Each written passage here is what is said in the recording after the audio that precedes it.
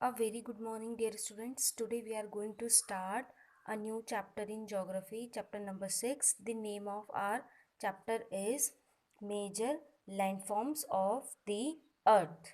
So, firstly, open your book in front of you, then start our topic. आपने अर्थ के surface पे क्या है, बहुत सारे लैंडफॉर्म्स देखे होंगे। जैसे कि कहीं पे आपको देखो, यहाँ पे दिख रही है लेक है, ये आपको माउंटेन्स दिख रही हैं, यहाँ पे प्लेट्यूज हैं, ये ट्रिब्यूटरी है, रिवर है, फिर यहाँ पे रिवर के डिस्ट्रीब्यूटरी है, ये प्लेन्स है, यहाँ पे आपको माउंटेन रेंज दिख रही है जिसपे क्या है स्नो कवर्ड जो ये माउंटेन्स दिख रहे हैं, फिर ये आपको यहाँ पे क्या है आइसलैंड दिख रहे हैं। तो ऐसे क्या है बहुत सारे मेजर लैंडफॉर्म्स है अर्थ पे। पूरे वर्ल्ड में अर्थ पे क्या है 777 लैंडफॉर्म्स है, बट बेसिकली इस चैप्टर में हमें सिर्फ प्लेट्यूज, माउंटेन्स और प्लेन्स को डिस्कस करना है। अब ये जो इतने सारे वेरिएशन है लैंड्स फॉर्म में, कहीं पे माउंटेन्स है, कहीं पे प्लेट्यूज हैं, कहीं पे प्लेन्स हैं, ये इतने सारे वेरिएशन किस कॉज की वजह से क्यों है अर्थ पे इतने सारे लैंड्स फॉर्म, तो इसको ही हम क्या है डिस्कस करेंगे। You will notice that the surface of the earth is not the same everywhere. आपने भी नोटिस किया होगा कि अर्थ का जो सरफेस है वो हर जगह एक सा नहीं है। अगर हम अभी प्लेन्स एरिया में रह रहे हैं, लेकिन अगर हम कभी अपने विलेज की तरफ घूमने जाएं तो वो एरिया कैसा है, रग्ड है, हील पे है। अभी जहाँ पे हम प्रेजेंट टाइम पे रह रहे हैं वो एरिया कैसा है, प्लेन है। तो आपने देखा होगा कि अर्थ पे क्या है, अर्थ का जो सरफेस है वो क्या है सब जगह सेम नहीं है। The earth has an infinite variety of landform. Earth पे क्या है बहुत सारे लैंडफॉर्म्स हैं। Some part of the lithosphere may be rugged and some flat. कुछ पार्ट आपने देखा होगा लिथोस्फेयर का रग्ड है और कुछ पार्ट कैसा है, फ्लैट है। These landforms are a result of two process. तो जो मैंने आपको बताया कि अर्थ पे जो ये इतने सारे लैंडफॉर्म्स हैं वो किस वजह से हैं, वो एक टू प्रोसेस की वजह से है, जिसमें फर्स्ट प्रोसेस है आपका इंटरनल प्रोसेस और सेकंड प्रोसेस है एक्सटर्नल प्रोसेस। तो पहले हम डिस्कस करेंगे इंटरनल प्रोसेस को। The internal process leads to the upliftment and shrinking of the earth's surface at several places। अब ये जो इंटरनल प्रोसेस क्या है, देखो ये आपको पता है अर्थ है। अर्थ के अंदर क्या है, तीन टाइप्स की लेयर है, क्रस्ट, मेंटल और कोर। तो अर्थ के अंदर भी क्या है, जो प्लेट्स है वो क्या करती है, मूव करती रहती है। आप अगर एक फ्लैट सरफेस, वो इतने स्लोली स्लोली मूव करती है कि हमें फील नहीं होता, बट लेकिन अर्थ के अंदर जितनी भी प्लेट्स हैं वो क्या है, मूव करती रहती है। जो मूव करती रहती है जिससे क्या है, प्लेट्स आपस में क्या है, टकराती रहती हैं। एक प्लेट्स अगर दूसरी प्लेट्स के ऊपर आ जाए तो वो क्या है, कहीं पे माउंटेन बनते हैं और कहीं पे क्या है, और अगर प्लेट्स एक दूसरे के नीचे दब जाए तो कहीं पे क्या बन जाते हैं, ट्रेंच बन जाते हैं। अगर प्लेट्स देखो मूव करते करते क्या है अर्थ के सरफेस से बाहर निकल जाती हैं तो वहां पे माउंटेन बनता है। और अगर अर्थ के ही अंदर अगर एक प्लेट दूसरी प्लेट्स के नीचे क्या है दब जाती तो वहां पे क्या है, ट्रेंच या वैली बन जाती। तो जो अर्थ के अंदर जो भी प्लेट्स के जो मूवमेंट होते हैं वो क्या है, इंटरनल प्रोसेस है। तो वो इंटरनल प्रोसेस में क्या है, कभी कभी जो रॉक्स है वो अपलिफ्टमेंट हो जाती है, कहीं कहीं पे क्या हो जाती है, वो श्रिंक हो जाती है। नाउ जो सेकेंड रीज़न है लैंडफॉर्म्स, अलग अलग लैंडफॉर्म्स के फॉर्म होने में, वो है एक्सटर्नल प्रोसेस। एक्सटर्नल प्रोसेस में क्या होता है, लैंड के सरफेस में, अभी जो इंटरनल प्रोसेस होता है वो अर्थ के अंदर होता है, अर्थ के सरफेस में अंदर होता है।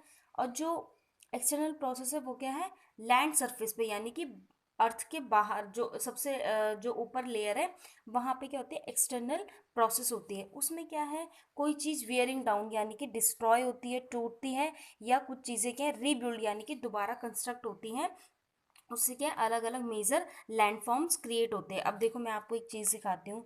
ये जैसे मान लो ये अर्थ, ये लैंड सरफेस है, यहाँ पे क्या है, ये सॉइल का क्या है, ढेर है, ठीक है। अब क्या है, बहुत तेज से क्या है, रेन आई तो ये क्या है, इस सॉइल को अपने साथ क्या है बहा के लेके गई। तो यहाँ पे भी सरफेस कैसा हो जाएगा, यहाँ से ये सॉइल बह गई तो यहाँ पे सरफेस कैसा हो गया, प्लेन। लेकिन ये जो सॉइल है ये कहीं पे तो जमा हो गया अब रेन के वाटर के साथ, ये यहाँ पे क्या हो जाएगी, अगर ये मान लो कुछ डिस्टेंस पे जाके क्या है, डिपॉजिट हो गई, जमा हो गई, तो यहाँ पे क्या है, एक प्लेट्यू बन जाएगा। जो सरफेस पहले जहाँ पे प्लेट्यूज था, अब ये सरफेस कैसा हो जाएगा, प्लेन हो जाएगा। और जहाँ पे ये सॉइल क्या है, डिपॉजिट हुई, वहाँ पे क्या हो जाएगा, वो सरफेस में क्या है, एक प्लेट्यू बन जाएगा। तो इस तरीके से क्या है, एक्सटर्नल प्रोसेस क्या करता है, वर्क करता है, यानी कि कुछ चीज़ टूटना या कुछ चीज़ दोबारा से रिबिल्ट होना क्या है, एक्सटर्नल प्रोसेस है।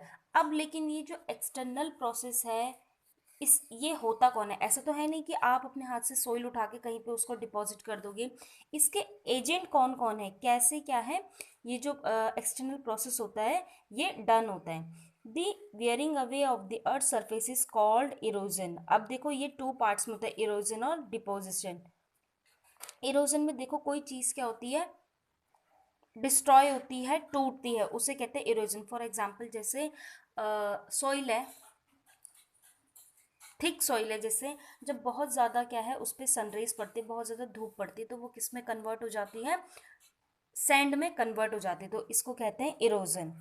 The surface is being lowered by the process of erosion and rebuilt by the process of deposition. अब इरोजन आप समझ गए कि इरोजन क्या होता है, किसी चीज़ का टूटना।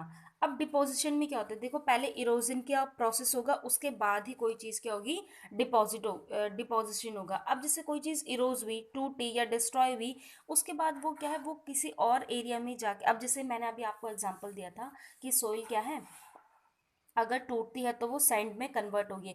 अब सैंड विंड के थ्रू या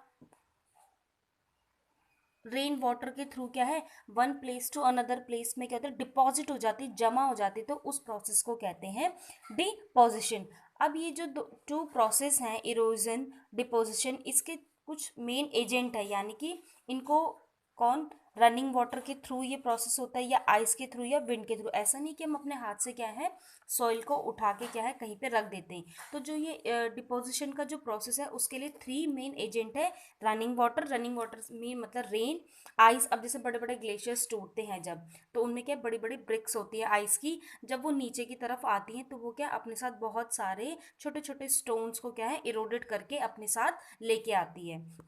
एंड विंड का आपको पता है कि कैसे जब विंड आती है तो क्या है, वो बहुत सारे क्या है अपने साथ, जैसे सॉइल को उड़ा के लेके जाती है। जैसे आप डेजर्ट में चले जाओ, डेजर्ट में क्या, अगर आपने कहीं पे कार पार्क की है, तो अगर आपने सुबह वहाँ पे कार पार्क की, अगर आप इवनिंग के टाइम देखो तो वहाँ आपकी कार के ऊपर क्या होगी, बहुत सारी जो क्या है सैंड वो डिपॉजिट हो ही रहेगी, यानी कि आपकी कार के ऊपर बहुत सारी सैंड डिपॉजिट हो ही रहेगी, बहुत सारी सैंड इकट्ठी हो ही रहेगी। इस तरीके से क्या है, डिपोजिशन के थ्री मेन एजेंट है, running water, ice and wind broadly.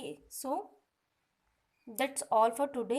In next class we will discuss about mountain and it's type. वैसे तो हमें बेसिकली माउंटेन, प्लेट्यू, प्लेन को डिस्कस करना है इसके बाद पूरे चैप्टर में, लेकिन नेक्स्ट क्लास में क्या है, मैं माउंटेन और उसके टाइप्स को डिस्कस करूंगी। That's all for today.